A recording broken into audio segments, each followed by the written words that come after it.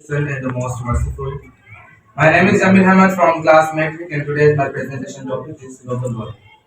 So first of all, what is global warming? Globe means earth, whole अर्थ, सही।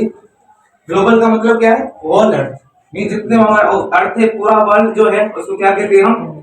Whole world, पूरी दुनिया, उसको क्या कहते हैं? ग्लोबल कहते हैं, सही। होल वर्ल्ड, पूरी दुनिया हम कहते हैं ग्लोबल। उसके बाद वार्मिंग का मतलब है हीटनेस, हीट का जनरेट होना, सही। वार्मिंग का मतलब क्या? हीट जनरेट होना। तो जब पूरी दुनिया में, पूरे वर्ल्ड में हीट का जनरेट होता है, वार्मनेस प्रोड्यूस होती है, दोस्तों हम कहते हैं ग्लोबल वार्मिंग। इसका यह मतलब नहीं है कि जब समर में जब हीट प्रोड्यूस होती है, सही है, उसको हम ग्लोबल वार्मिंग कहते हैं। ये बेसिकली ग्रीन हाउस गैसेस की वजह से होता है, सही। ग्रीन हाउस गैसेस की वजह से होता है। जब इसकी कंसंट्रेशन हमारी दुनिया में हाई हो जाती है, इसकी कंसंट्रेशन क्या हो जाती है? हाई हो जाती है, तो हम उसको क्या कहते हैं? Global warming. इसमें कौन सी गैसेस आती है? एक first of all carbon dioxide, जिसको हम ग्रीन हाउस गैसेस कहते हैं। मीथेन आ जाती है इसमें, CO2 ये, उसके बाद CH4, उसके बाद में नाइट्रो ऑक्साइड,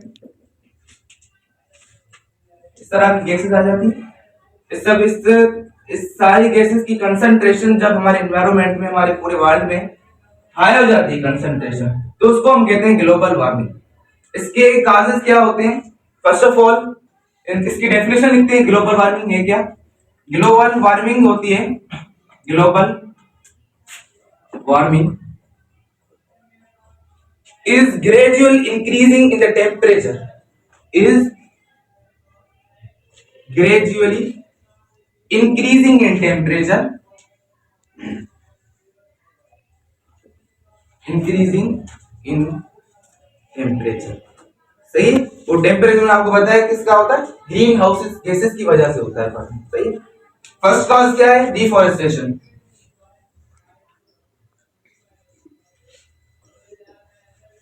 डिफॉरेस्टेशन क्या होता है? Cutting down of the trees, unusual cutting down, सही है।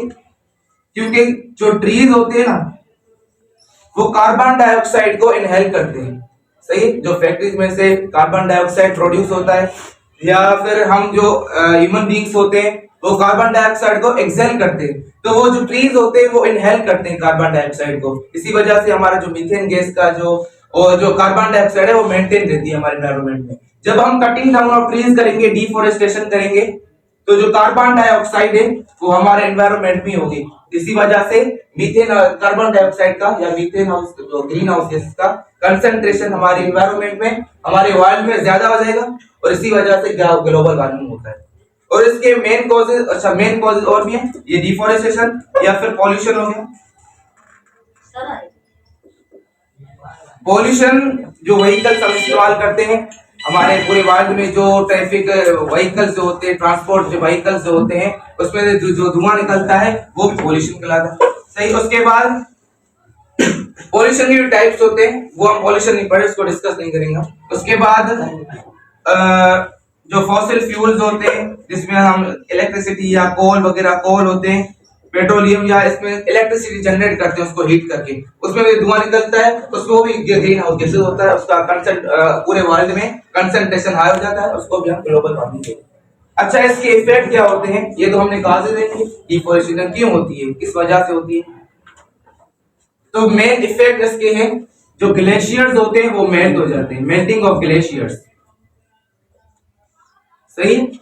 तो जब ग्लेशियर्स मेल्ट होंगे, सही है, तो जो सी लेवल है, सी लेवल में इजाफा हो जाएगा, वरना तो सी लेवल मेंटेन होता है, सही होता है। जब ग्लेशियर्स मेल्टिंग ऑफ ग्लेशियर्स होंगे, तो सी लेवल क्या हो जाएगा? थोड़ा सा इंक्रीज हो जाएगा, ग्रेजुअल इंक्रीजिंग, सही, ग्रेजुअल इंक्रीज हो जाएगा। और ये हमारा नुकसान हो जाएगा, फ्लडिंग का भी हमारा क्या हो, डेंजर हो सकता है, जो एनवायरनमेंट में वर्ल्ड में रहते हैं, सही। उसके बाद फ्लडिंग को बस और भी है, या आप इसका ATC लिख दें, सही। Thank you.